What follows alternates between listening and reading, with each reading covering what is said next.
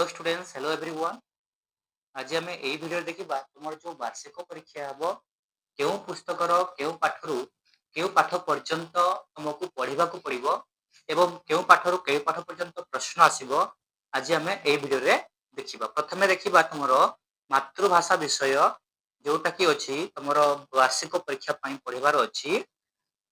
तुम पद्य अच्छी तुम पद्य अच्छी टिकी फूलर बास, गद्य सान सिना दानता महान, व्याकरण रे अच्छी विराम चिन्हर परिचय। तापरे तुमर पत्र लिखन आसब दशहरा छुट्टी किपरि कटेल वर्णना करी बड़ भाई निकट को पत्र। पद्य अच्छी जातीय कवि वीर किशोर, गद्य अच्छी अनेक फूलर मालटीए, रचना अच्छी शीत ऋतु, दरखास्त अच्छी नलकूप बसापी गोष्ठी उन्नयन अधिकारी निकट को दरखास्त, गद्य अच्छी बण अदालत। ठीक से तुम पद्य अच्छी बण ओ बणी। तापर तुम रचना रही तुम विद्यालय, पत्र लिखन अच्छी साधारणतंत्र दिवस किपरि पालन कल सांग निकट को पत्र, गद्य अच्छी विप्लवी बक्सी जगबंधु। तापर तुम व्याकरण विभाग रे सर्वनाम अच्छी एक वचन बहुवचन कालर धारणा सर्वनाम पद वचन गुड़िक पढ़ा पड़ो। तापर गोटे रचना अच्छी दल पर्व। तुम साहित्य पुस्तक एति तुमको पढ़ा पड़ो। यह छड़ा कौन सी पाठ तुमको पढ़ा पड़ो ना वार्षिक परीक्षा।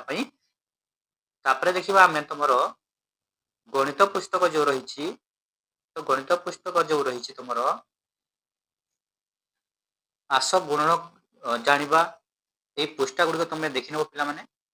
तापरे आस बांटिबा भग्नांश पृष्ठा अच्छी, चारि गाणितिक प्रक्रिया, ज्यामितिक चित्र चतुर्भुज, आस परिसीमा जानिबा, दैर्घ्य माप जानिबा, ओजन माप जानिबा। तापरे तुम रही तरल पदार्थ माप जानिबा, ज्यामिति रे अच्छी घन वस्तु कोन गोलक और सिलिंडर।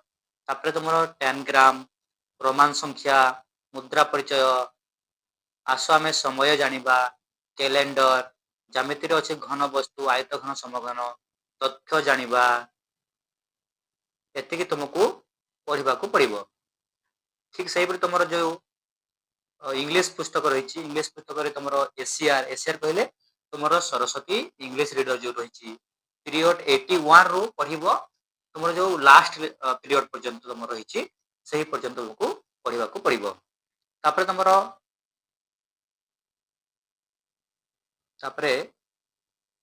तुमर जो राइम गुड़िक अच्छी ये गुड़िक तुम पढ़ जोटा कि ओराल रे आसी है। तुम राइम गुड़िक रही देख तो पीरियड 81 ठारू 147 पर्यंत तुमको पढ़ा पड़ो। तापरे तुम जो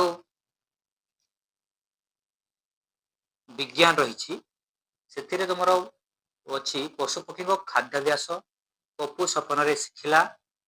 तापर तुम रही आभ्यंतर अंग परिपाक क्रिया श्वासक्रिया रक्त संचलन वस्तु वस्तुर गुण धर्म घरे थिबा वस्तु एथिर कोन तैयारी हुए विभिन्न रंगर वस्तु चिन्हिबा कठिन वस्तु नरम वस्तु। तापर तुम जल पाठ पढ़ा पड़ो। तापर तुम पृथ्वी और आकाश पढ़ तो एति तुमको पढ़ा पड़ो। तापर तुम जो सामाजिक अच्छी सामाजिक तुम अच्छी मानचित्र आंकिबा आम जिला पंचम पाठ जोटा अच्छी पुरातन रो नूतन। तापर तुम रही षष्ठ अध्याय पढ़ सुखी परिवार जोटा रही एति तुमको। तापर तुम सुखी परिवार जो पृष्ठ 81 पर्यंत तुमको पढ़ा पड़ो। तापर तुम रही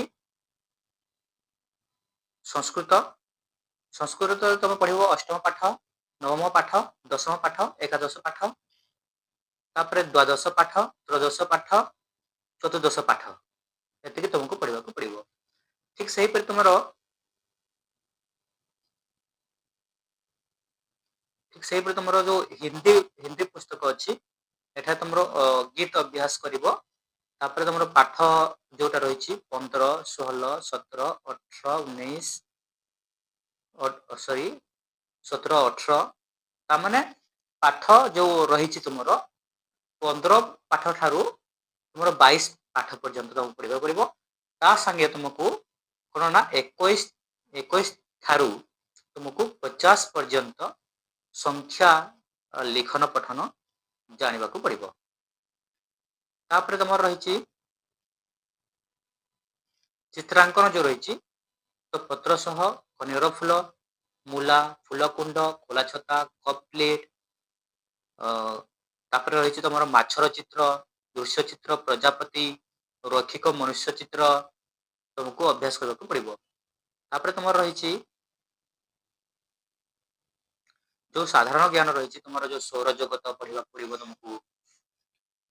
ଏଇ ପୃଷ୍ଠା ଗୁଡିକ ତମକୁ ପଢିବାକୁ ପଡିବ। ତାପରେ ଆମ ରାଜ୍ୟ, ଦେଶ ଓ ଶାସନ ବ୍ୟବସ୍ଥା, ଉଦ୍ଭାବନ, ଓଡ଼ିଶାର ପ୍ରଥମ ଖେଳ ଓ ଖେଳାଳିଙ୍କ ସାଂଗଠନିକ ପରିଚୟ, ସାମ୍ପ୍ରତିକ ଘଟଣାବଳୀ ଏ ସମସ୍ତ ତମକୁ ପଢିବାକୁ ପଡିବ। ତ ଆମେ ଏହି ଭିଡିଓ ପରେ ଆମେ ଏହାର କ୍ୱେଶ୍ଚନ ପ୍ୟାଟର୍ନ ମଧ୍ୟ ଆମେ ଆଲୋଚନା କରିବା।